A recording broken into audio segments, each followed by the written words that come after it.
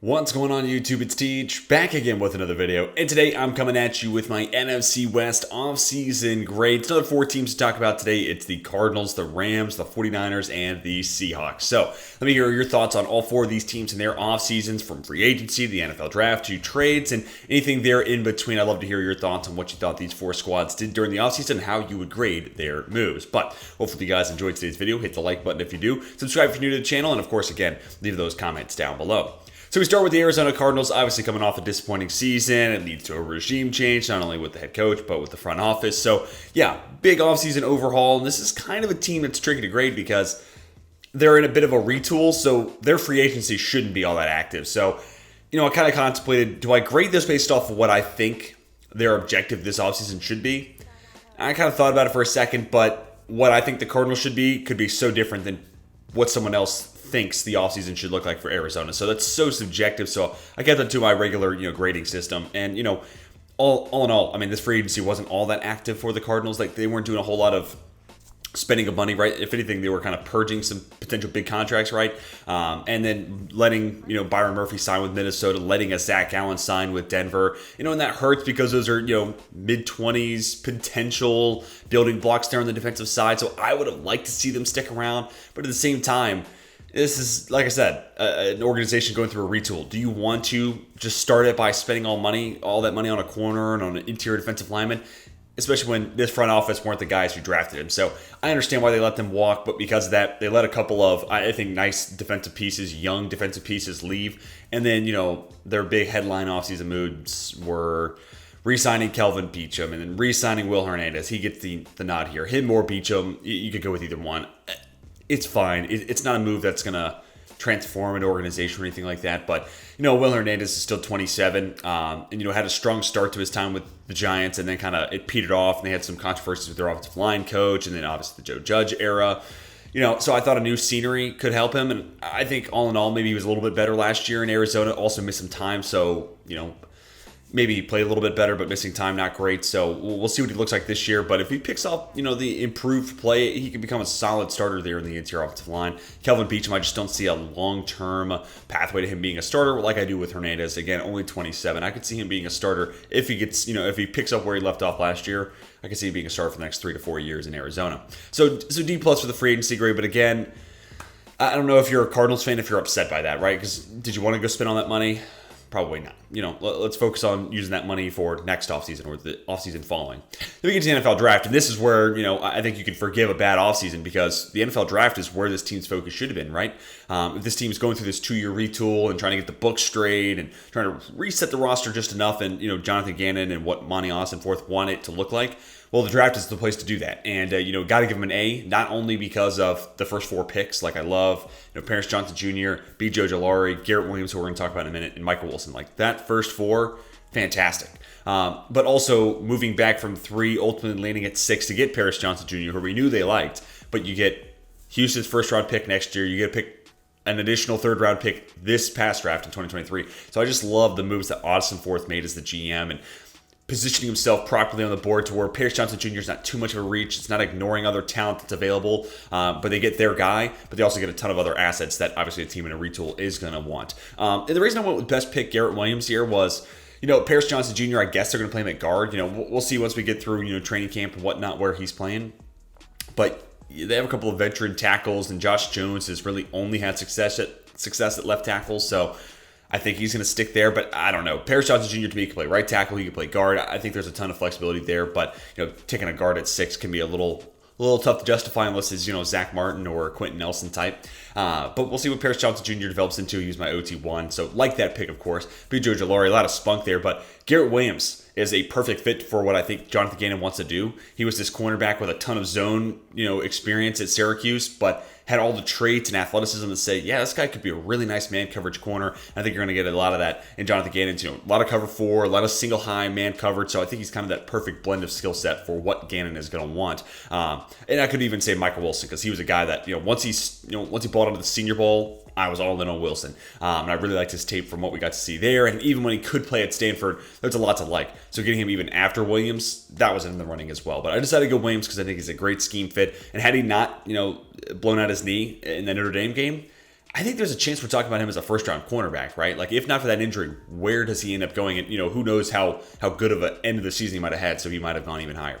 Then we get to the overall offseason grade. I'll go B+. The entire draft, again, big fan of what they did throughout the 2023 draft. But also, you could even say the new regime. Like, if your argument is the best thing Arizona did was hiring Monty Ossenforth and bringing in Jonathan Gannon as the head coach, I'm not going to argue with it, because specifically with Ossenforth, it feels like this team actually has a direction versus, Steve Keim, look, never been a GM, so what do I know? But, Steve Keim just felt like he was taking random throws at the dartboard. He was just throwing random stuff against the wall and seeing if it stuck. Monty Ossenforth, you could already tell in one offseason, he kind of had a pathway to get this team back on track, and he executed it, to my opinion, at a really high level, specifically through the NFL draft. So if you wanted to say Ossenforth is the most important move, I wouldn't hate that whatsoever.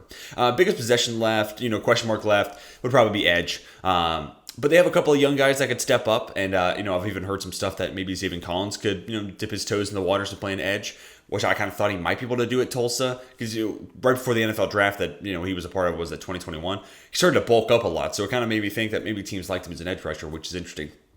But nevertheless, Cam Thomas is probably the guy I'll peg here. Myjai Sanders is this freaky, big body, twitchy athlete guy from Cincy, third round pick, but it just never really came together. And that was, a Cincinnati team that even at the time was playing lesser competition than they are now.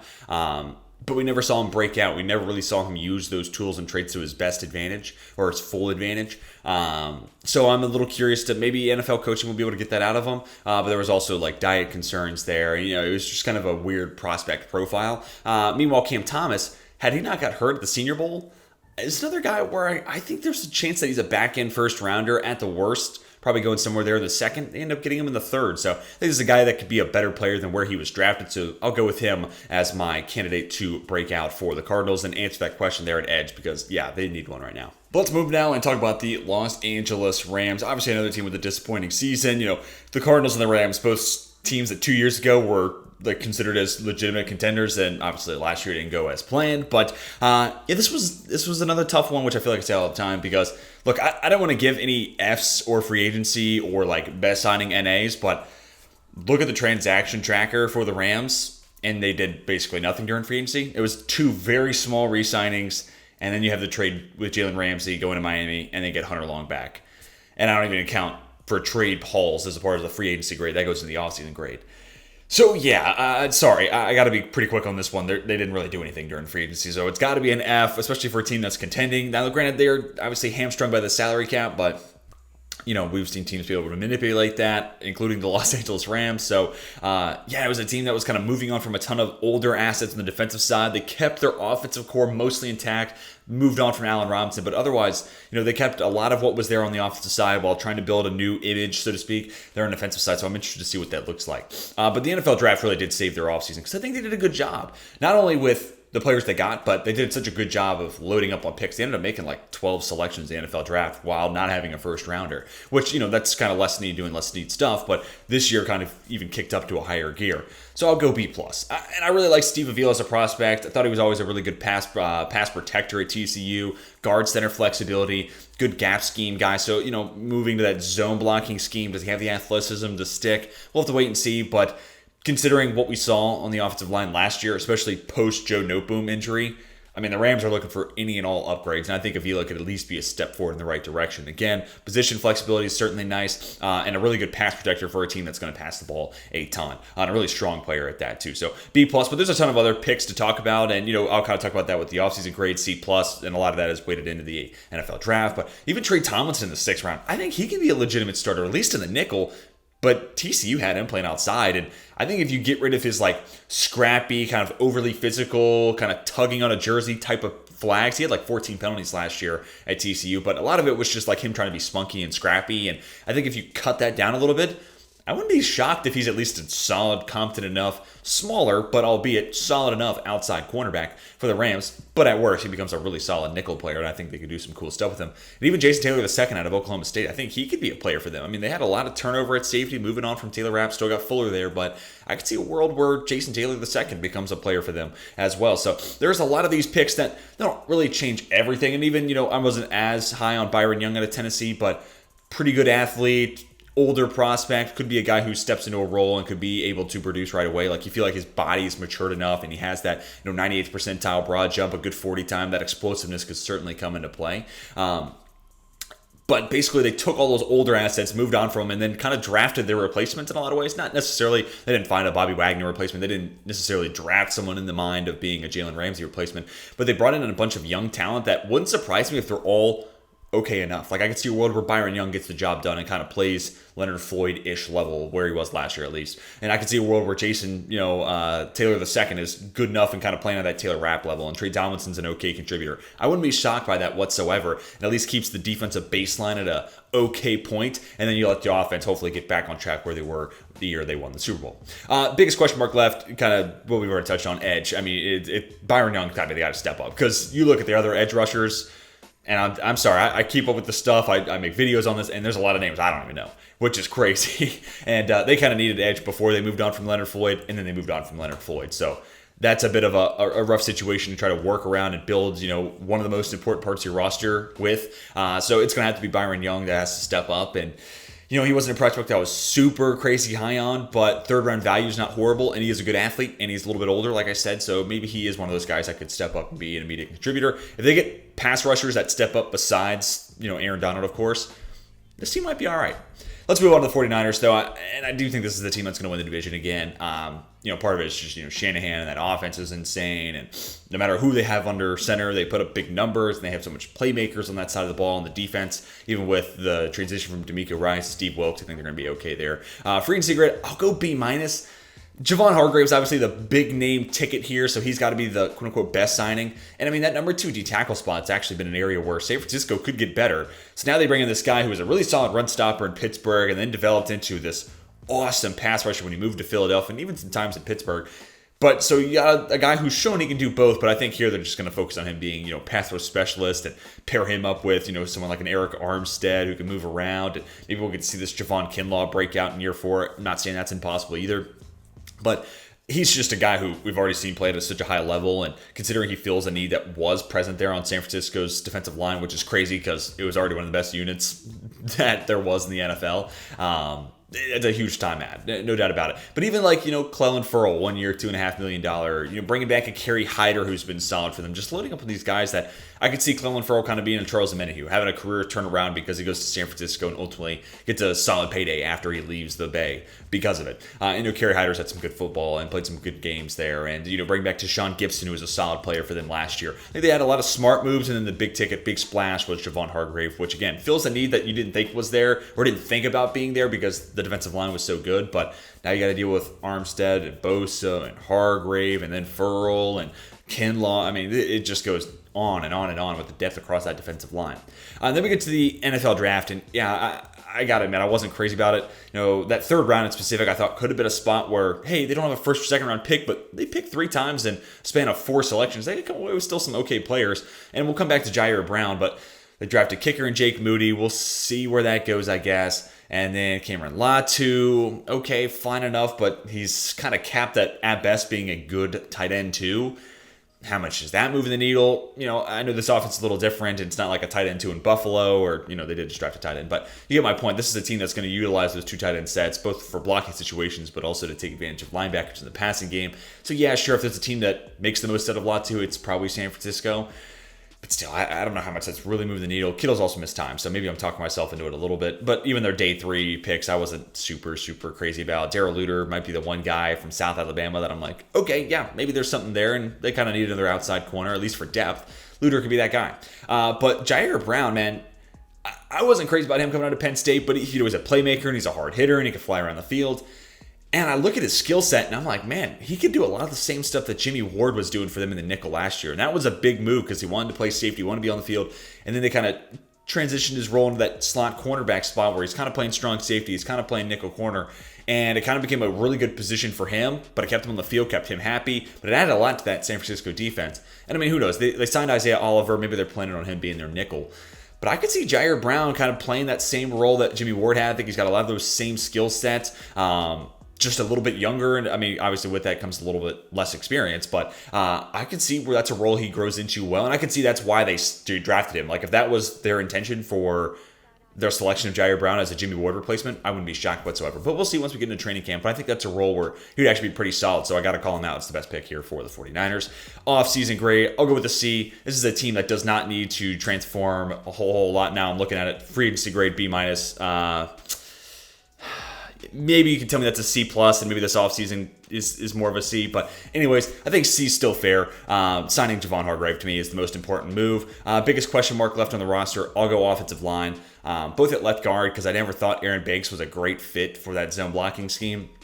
But mostly Colton McKivitz. I mean, this guy's going to be replacing Mike McGlinchey, who, yes, wasn't like a superstar tackle like Trent Williams, but he was solid and he was a good fit for that blocking scheme to get on the move and, and lead the way on those, wide zone stretch rights. Colton McKivitz has got a huge role to play in this offense. Now, Shanahan's scheme typically buoys, kind of the production and the play of these offensive linemen.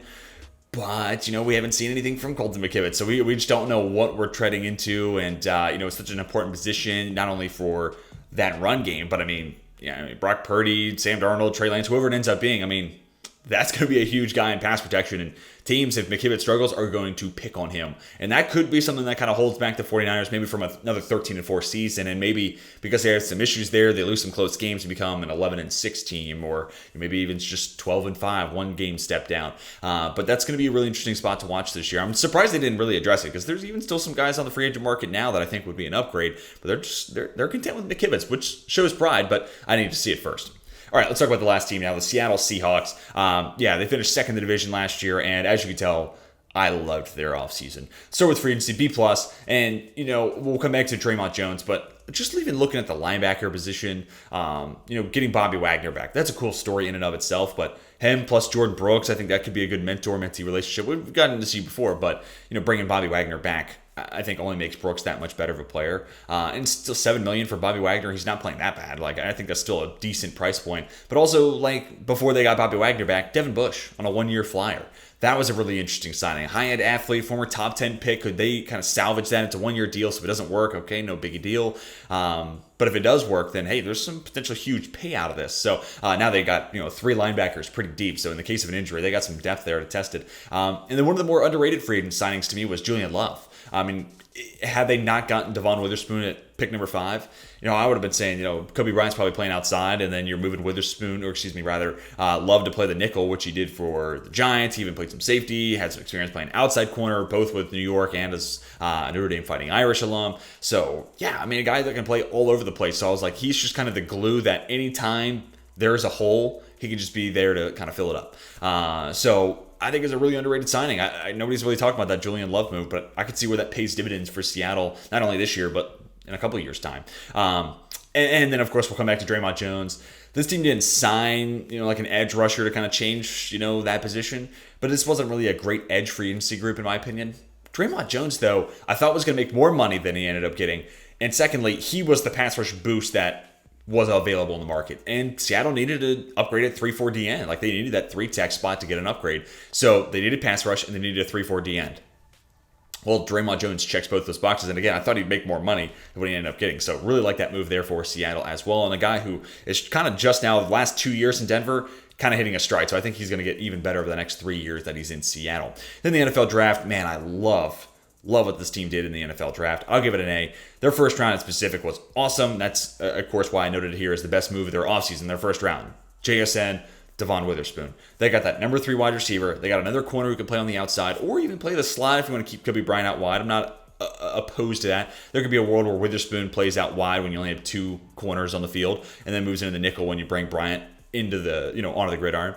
I could see that playing out like that. But to me, my number 2 corner, but highest floor guy, twitchy athlete, so sudden, such good agility, but also acceleration, good straight line speed with it. Now, his level of competition wasn't all that stiff at Illinois, and I have to say that because there might be a little bit of a learning curve once he gets to the NFL level, but also a hard hitter. Just kind of felt like a Pete Carroll type of DB, right? Like he kind of had that attitude and that type of mentality that I think NFL teams were going to like, but especially like Pete Carroll. I can see where he's a guy that Pete wanted to bring in more than anybody. But I mean, John Snyder had to like him too if they're going to make that move. But then you get JSN where they needed a slot wide receiver, and JSN was the exact slot that they just don't have. They have these 2 guys who can, stretch the field with Lockett and Metcalf. Now they got someone who can really eat up underneath. And also in the event of a Tyler Lockett injury, you're not just solely relying on DK Metcalf to try to win you games, and then when he draws double teams, you're kind of scratching your head looking for an answer. Now you still have a 2-man punch there with JSN in the slot. Maybe they teach him how to play outside and they kind of transition him into that role, and then you still have DK Metcalf. So in the event of an injury, this offense still works, and if everyone's healthy, it's an awesome trio. So yeah, it just made that offense that much more legit. You paid Geno Smith, which is another thing we could have talked about during free agency, but you paid him that money. A lot of it guaranteed just for this calendar year, but still, give them even more toys to play with than that they did with Jackson Smith-Njigba. But even Derek Hall for a team that needs edge, which kind of leads us into biggest question mark left. I'll still say edge. Uchenna Nwosu was a nice player last year, but I still don't think he's not a game wrecker, right? Like he could be a solid edge rusher, but he's not a game wrecker. And, maybe Darrell Taylor, this is his breakout season. Yeah, sure, maybe. But I'll say Derek Hall is the guy who makes the immediate impact. And maybe it's Boye Mafe, too, second-year player out of Minnesota. But one of these edge rushers, Hall or Mafe, if they take a step forward and become even just as good as what Uchenna Nwosu is, then they have Draymond Jones in the middle. Okay, now I think there's enough passers to go around without having that one guy who can go Super Saiyan and win you a game. You got, it's Hall this play, it's making an impact. And, okay, there's Uchenna Nwosu getting some pressure. Now it's Draymond Jones in the face of a quarterback. Like, I think there might be enough across the board and across that defensive line to get the job done. But, also Zach Charbonnet, Olusegun Oluwatimi. They drafted a center in the 5th round that I think is a really good scheme fit. And that was the one spot on their offensive line that I think still needed an upgrade. And they got it in the 5th round, which I thought Oluwatimi would go somewhere late 3rd, early 4th. So I think they got some really good value there. So all in all, yeah, really, really good offseason for the Seahawks, so I got to give him an A. And I think Derek Hall could be the guy that steps up there at edge. Him or Boye Mafe. I'm looking at one of those 2 guys who step up and complement